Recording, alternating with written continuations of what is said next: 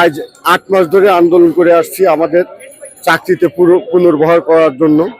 আজ পর্যন্ত স্বরাষ্ট্র উপদেষ্টা মহোদয় একবার আমাদের সঙ্গে সাক্ষাৎ করেছেন। সাক্ষাৎ শেষে আমাদেরকে 15 তারিখে ফেব্রুয়ারি মাসের 15 তারিখে সময় দিয়েছিলেন যে আমাদের সাথে আমাদের একটা ফয়সালা জানাবে, কিন্তু আমরা বারবার চেষ্টা করেও ব্যর্থ হয়ে আজকে আমরা আবার পুনরায় স্বরাষ্ট্র উপদেষ্টা মহোদয়ের সাক্ষাৎ করে যাওয়ার পথে পুলিশ বিজিবি দিয়ে আমাদেরকে জলকামান সাউন্ড গ্রেনেড গুলি করে আমাদেরকে প্রতিহত করার চেষ্টা করছে। আমরা বিডিআর সদস্য যে ন্যায্য বিচার আমরা পাইনি, এটা সকল প্রশাসন জানে, দেশবাসী জানে, আন্তর্জাতিকভাবে সবাই জানে যে আমরা বিডিআর সদস্য ন্যায্য বিচার পাইনি। সেটাও পরিমাণ মানে আমাদের দোষীর পরিমাণটা অতি সামান্য, এবং সেই দোষীটা শনাক্ত করে আমাদের মতো নির্দোষ ব্যক্তি যারা আছে তাদেরকে চাকরিতে পুনর্বহাল করা হোক, এটাই আমাদের দাবি। এখন আমরা এমন অবস্থায় আছি যে ইউনিভার্সিটিতে পড়তে যাই, আবার ক্লাস 2 ভর্তি হয়েছি।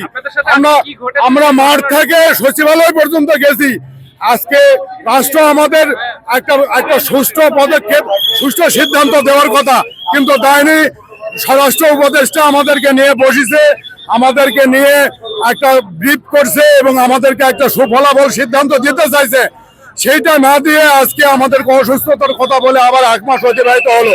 আমরা যার কারণে আবার রাস্তায় আসছি। তারা এখানে আসার পরে পুলিশ আমাদেরকে বাধা দেয় এবং বাধা দেওয়ার পর পুলিশের সাথে আমাদের কথা হয়। আমরা শান্তিপূর্ণ আন্দোলন করতে আছি, আমাদের ন্যায্য দাবি আদায়ের লক্ষ্যে আমরা কাজ করতে আসছি। সেখানে পুলিশ আমাদের উপর সাউন্ড গ্রেনেড নিক্ষেপ করে, তারপর আমাদের টিয়ারশেল নিক্ষেপ করে, জল কামান ব্যবহার করে এবং আমাদেরকে ন্যায্য অধিকার আদায় থেকে আমাদেরকে ঠিক আছে বঞ্চিত করার চেষ্টা করছে এবং আমাদেরকে লাঠিচার্জ করে আমরা এখান থেকে সরে যাওয়ার চেষ্টা করে। কিন্তু আমরা বলছি এখান থেকে যাবো না। যদি তারা লাঠিচার্জ করে, আমরা বলছি আপনারা গুলি করে মারিয়ে বলার আমাদের গুলি করেন, কোনো আপত্তি নেই। আরে ভাই জেল খাচ্ছে, জেল তো খাচ্ছি 5 বছর। আমি 16 বছর অবহেলিত জেল খেটে অনেকে বের হয়েছি, অনেকে জেলে আছে।